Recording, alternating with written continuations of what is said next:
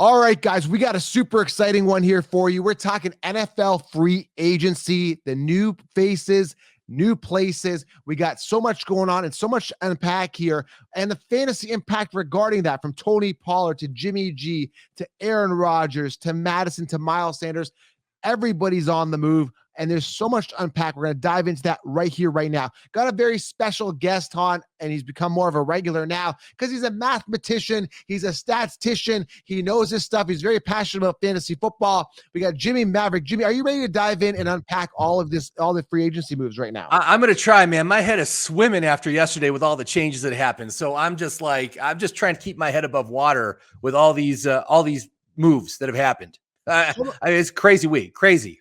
Okay, so let's just dive right into it. Now, before we do, guys, head on over to, thefantasyfootballcouch.com. You can pre-order the app, the draft tool under programs, and you can also pre-order a 16-round draft solution to dominate your league. Jimmy was the creator of the app. We've teamed up, and it's going to be a lot of information there for you guys. So make sure you guys, thefantasyfootballcouch.com under programs. So make sure you guys secure that and you secure the championship. So Jimmy, let's start here. Let's start off with, James Robinson. This is where careers go to die. Signs himself a 2-year deal worth up to $8 million with the New England Patriots.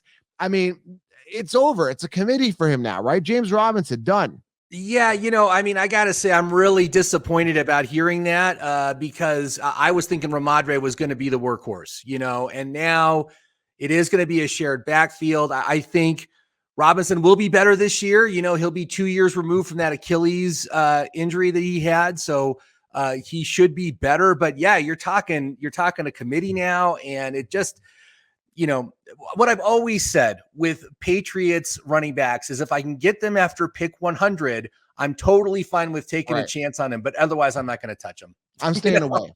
I'm completely staying away from James Robinson this year, especially when he ends up on the Patriots. That's a disaster waiting to happen. Yeah. Also on the Patriots, Juju signing a 3-year, $25.5 million deal worth up to $33 million with incentives. He received $16 million guaranteed. This is a guy that passed his prime. He was good with the Steelers because he had Antonio there drawing a double coverage. He had a good year. Other than that, man, I'm just not excited about Juju bringing his drama to the Patriots. He doesn't excite me. Again, nobody on the Patriots really excites me. How are you feeling about Mr. Juju? It is such a dearth of talent, but I got to say, Juju is the one. He's the number one receiver. Who else is even there? I don't even know. Nobody relevant. Yeah. It is like, and when you look at really, Juju is at best a 2 at best, yeah. I think he's probably going to be worth a draft pick just because he's the number one receiver on that team, and he's going to be a bargain on the draft board. I don't know where he is right now, but I know he's going like in the 120s, 130s, 140s, so it's after pick 10. You're like, I'll take a chance on him. If it doesn't work out, who cares? Exactly. Yeah. I'm not excited about this at all. Yeah. Another one that jumped out at me, and I think it was a big ripoff here. I don't even know. He's not even worth anywhere near this, but again, it's part of Aaron Rodgers and his wish list with the Jets, right? Yes. But Al Lazard, right? 4-year, $44 million deal. You got Garrett Wilson there. You got a bit of a buzzkill if, Rodgers is going to gravitate towards Al Lazard. Oh, I don't think that's going to happen. Lazard has always fit some sort of a niche role with Aaron Rodgers. He's never been Aaron Rodgers' favorite target, not even last year. But now that Garrett Wilson, now that Rodgers has an elite number one receiver again, I expect a strong bounce back from Rodgers this year. I think Garrett Wilson's going to be great, although I do think he's probably going to get overdrafted. I've seen him going in like the low teens, like pick 14, 15, something like that. I think that might be a little bit higher than what I would want to take him. And Lazard, maybe at best he's a flex. But I'm not concerned at all about Lazard being on that team. And as far as Garrett Wilson is concerned, I think Garrett Wilson's going to be great this year. So very valid points. Now, there's a lot of criticism to Aaron Rodgers, calling him a diva for wanting to cater the team the way he wants. He's got a wish list that includes Odell Beckham, Randall Cobb, Alan Lazard. And, I don't think of it as a diva. I think he's making a smart move because you got to take a look at what happened with Russell Wilson, right? You're like, new team. He's going to crush it, this and that. and he didn't have the greatest year. So it's about Aaron Rodgers making a smoother transition to an entirely new offense, right? So I don't think it's such a bad idea. And I think that'll soften the blow of possible regression for Aaron Rodgers with this new team, right? Maybe he just wants to get warm and fuzzy. I don't blame him. Yeah, I mean, at this point in his career, Rodgers wants to win another Super Bowl, and he knows he doesn't have that many more years to do it. And so he feels that the Jets, I'm really kind of surprised that he chose the Jets as being a team that's like right on the verge of being a Super Bowl contender, which I don't really see. He sees the talent, right? You got Wilson, you got Breece Hall. Yeah, absolutely. There is absolutely good talent on this team, but would you say they're a Super Bowl contender? I'm not even sure I'm there yet as far as even saying that. But this is a good plan B for the Jets. Zach Wilson didn't work out, and so now they're going with plan B. Plan B is to bring in an elite, a Hall of Fame quarterback and give it a go in the twilight of his career. So I think they'll be pretty good this year, but I'm not sure. I'm not sure this is a Super Bowl caliber team, but I think it'll be good. They'll be entertaining to watch. Any other moves that jump out at you, Jimmy? Well, I do like Waller going to the Giants because that means Waller is the clear number one receiver on this team. I mean, you look at who else is there, it's Sterling Shepard and who the heck else is even on that team? Oh, Wan'Dale Robinson. But Wan'Dale, tore his ACL last year, so he's probably going to be pretty ineffective this year. So I think that's really a good move. I do like that. I think he should have a bounce back year. And I like Jimmy G going to the Raiders, having Devontae Adams. He's never had a receiver of that caliber to throw to. And Jimmy G's never been fantasy relevant, but maybe he could be a good QB2 this year. Yeah, that's going to be interesting. I get asked a lot about that. And the way I feel about it is just, I'm not excited. I think he'll be serviceable. He'll get the ball down the field. If the target count is there, Adams stays consistent. But I mean, this is a huge downgrade. You go from Aaron Rodgers, to Derek Carr. Now you're kind of moving sideways with Jimmy G, and you might even be an upgrade because there's some fire maybe in Jimmy G since he's been benched or whatever through the years or hurt and all that. 3 years, $72 million to Jimmy G. I think it's a safe bet. I think he's serviceable, and in a league where quarterbacks are so hard to come by, not such a bad move. But for fantasy, I'm not over the top excited. I don't feel warm and fuzzy. I like I said, he maybe is a QB2 just because Devontae Adams is there. But Jimmy G has gotten teams to the Super Bowl before, so he has that. He can win games. He can win in the playoffs. He can make it to the Super Bowl. So he has that, and so therefore I do see some upside for him this year. So. All right. A couple other ones that jumped out at me. Daniel Jones, like I said, 4 year, $160 million. I mean, again, he's above par, nothing sensational. Again, Waller, that could be a special connection. We got Saquon, who's tagged now. So big question mark. Is he, based on you study a lot of these contract deals, Jim, is he going to be still incentivized to get that big contract since he's only tagged? I just don't see how the team is materially better than it was last year. He was able to make it work for fantasy because of his rushing yards, and he'll still have that, which is good. That gives him a safe base. I would expect some regression, and I would like to see the Giants spend a high draft capital pick on an elite receiver. Get some receivers on this team. There's no receivers. Nobody. You got some teams that are completely stacked, and then you got some teams with like zero receivers. Right. Maybe that's where the draft comes in, and it's going to address some of that, and then the depth charts start falling into play. Denver Broncos. This is not exciting, but could be a thorn in Javonte Williams if Javonte, who is slated to start from what I'm hearing, week one. Samaj Perine is what I call him. 2-year deal, $7.5 million contract with $1 million available incentives. Samaj Perine, who is pretty good running back, not sensational, but he's good and he's serviceable enough to be a thorn, I think, at Javonte's side if they want to use him. I think what you're going to see is again they're going to have to ramp up Javonte's workload, and so and Samaje has been a great backup quarterback, and he's really good when the main quarterback is out. So what I foresee happening is for the first like month or maybe 6 weeks of the season, you're going to see more Samaje, and he'll be pretty good during that time. But then once Javonte is back, it's going to be Javonte's backfield. I don't think there'll be a shared backfield once he's healthy. 100%. Yeah. We talked about Jimmy G. Josh Jacobs still going to be there. Obviously, I think he was recently tagged. Also non-exclusive, similar to Lamar Jackson, where apparently for these non-exclusives, they get a pretty hefty 1-year deal, but they can shop around, right? But I think if a team makes them an offer, that the team can match that and keep them. Right. Yeah. So Yeah, Lamar and Jacobs tagged. Yeah. I got to say, man, as far as Lamar Jackson goes and that tag, I bet he does not play this year. Really? Well, it's first of all, it's only for 32 million. So he's getting less only than 32 million. But yeah, on a relative basis, he's earning less than Daniel Jones and Derek Carr. Okay. Sure. And the dude wants that fully guaranteed contract. I don't think he's going to get it because he just hasn't been reliable enough the past couple of seasons.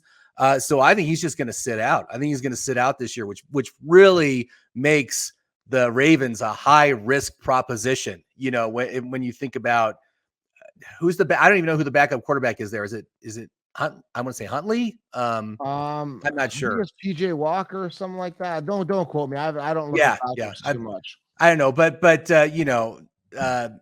so I that's one that I'm very concerned about. Also, I think both Tampa Bay and Green Bay are going to suck this year. I just you look at PJ Walker's back up to Fields. He just got signed on with the Bears for a 2-year deal. My bad. Right. Correct. But Tampa Bay, they're going in with oh my God, why am I drawing a blank on his name? Because he's so terrible. Wait a minute. Oh yeah, Baker Mayfield. How did you forget? There's so much going on. Like I said, we're overwhelmed with right information. So Baker Mayfield, yes. I'm just like facepalming here, man. I mean, they are going to be so bad this year. And Green Bay going with Jordan Love. Jordan Love has never done anything that's been like, I've been like, wow, he's great. I'm like, it's a massive downgrade from Aaron Rodgers. And I think both these teams are going to crash and burn this year. I'm just not feeling it with either of those teams right now. You know what's crazy about these free agency moves? They're happening so fast and it's so much to unpack. And then your brain's like, okay, David Montgomery, for example, which we haven't talked about, right? 3-year, 18 million. When I think David Montgomery, I'm thinking Chicago Bears. And it's like my brain's got to reprogram and assign and say, no, hold on a second. David Montgomery is on the Lions now. And it's like, I haven't processed that yet, guys. Let me take it in for a second. So take a minute. This is why I wait to produce 16 rounds till April, till after the draft happens, and after we settled in and seeing how this all falls into place and the dust settles, the foundation is laid. Without a foundation, you're unable to draft. So going to David Montgomery, I think it's a good opportunity because Jamal Williams got shipped recently. Right. Where'd Jamal Williams end up? Jamal Williams went this way again, it's keeping track. Hold on here. He's not really fantasy relevant for me. He's going to be a backup. New Orleans. He's going to be behind Kamara. 3-year contract. He's going to be a goal line vulture. So again, I'm staying away from that. Unless you want a good flex with some good upside touchdown games, I'm staying away. But again, you're so used to Jamal Williams being there. But I think David Montgomery now gets that bulk of the workload. I think he does. And really, we were talking last week about DeAndre Swift and as far as what are his prospects, because it's a contract year for him. And I got to say, it doesn't look good for them bringing in Montgomery, because Montgomery is a 3-down workhorse type back and can totally take over, that backfield, and Swift can't stay healthy anyway. No. So, I think it's generally a good situation for him. And what about Khalil Herbert in Chicago?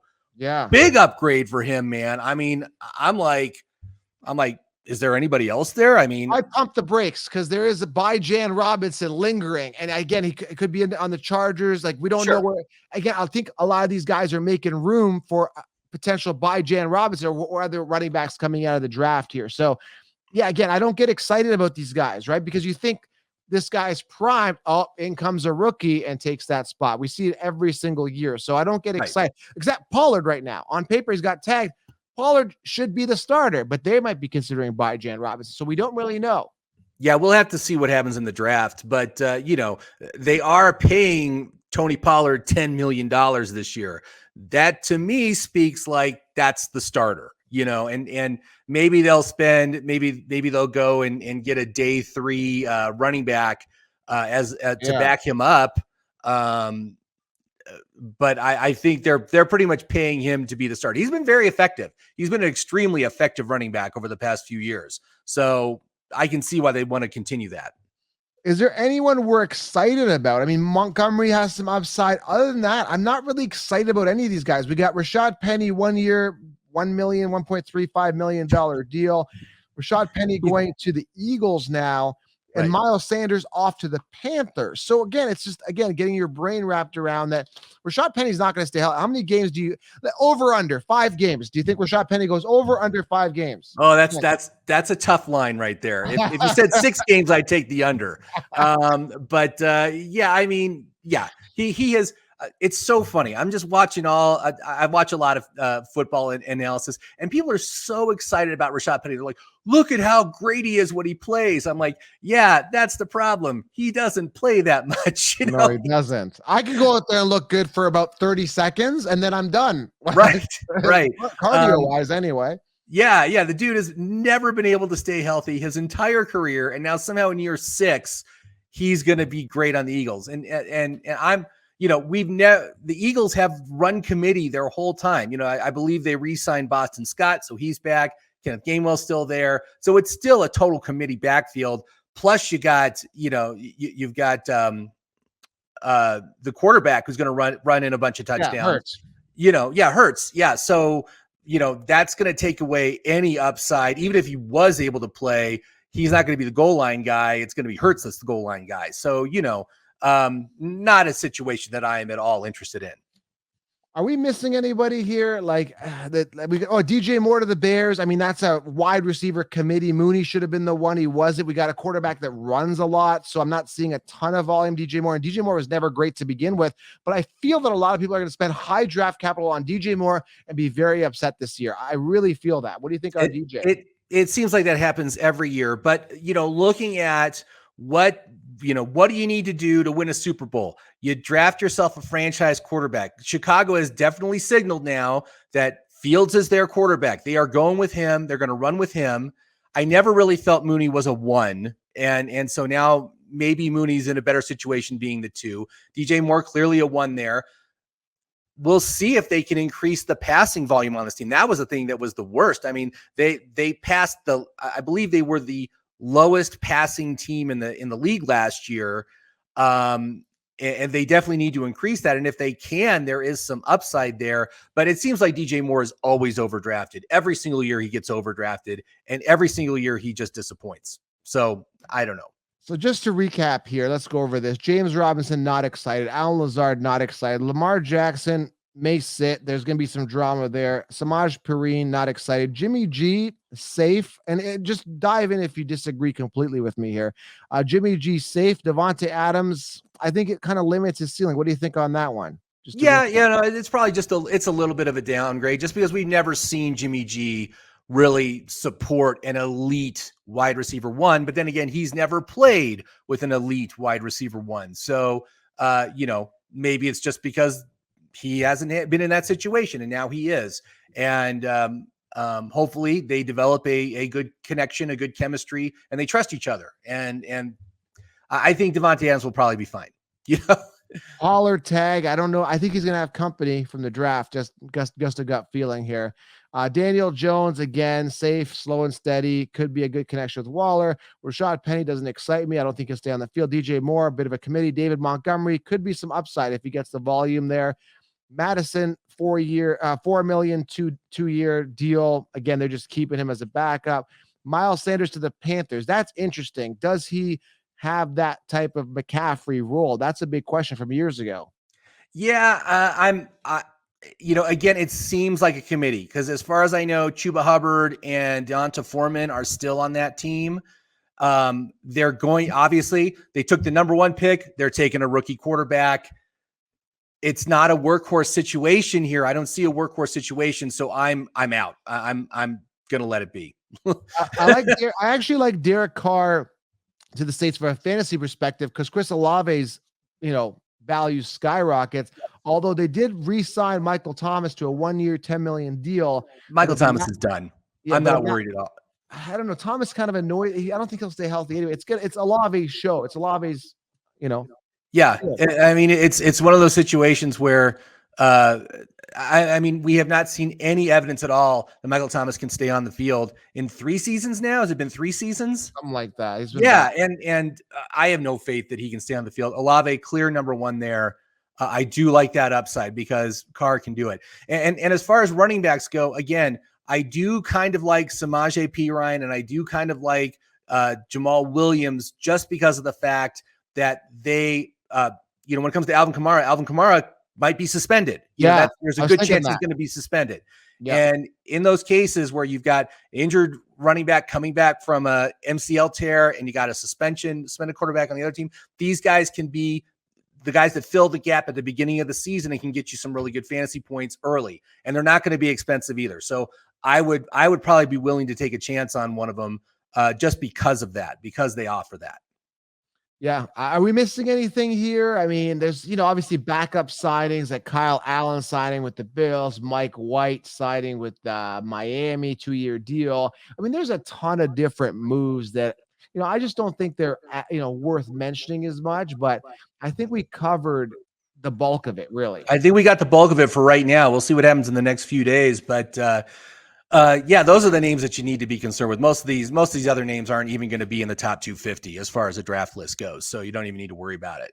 Interesting one though. Robert Woods signed a 2-year deal with the Texans worth $15.25 million. Now, Robert Woods doesn't excite me at all, but with a young quarterback, whoever it may be, and whoever they decide to, could be a safe wide receiver for value, but not on my target list. I gotta say, man, I am done with drafting receivers that play with rookie quarterbacks, just because they, and it's just the situation. Rookie quarterbacks, they get a lot of interceptions. They don't throw a lot of touchdowns. They make mistakes, so they're not as effective. And because of that, the wide receivers suffer. They just can't get any production going, anything steady.